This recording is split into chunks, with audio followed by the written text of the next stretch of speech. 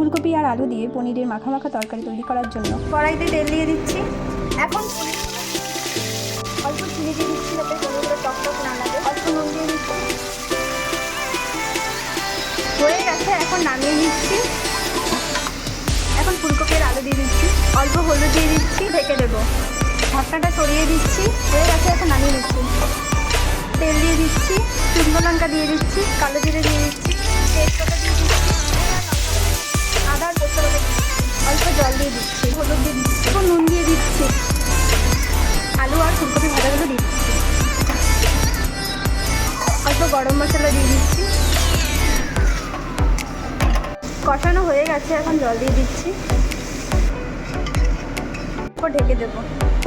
ঢাকনাটা সরিয়ে দিচ্ছি। উত্তরণে এসে গেছে, এখন পনিরগুলো দিয়ে দিচ্ছি।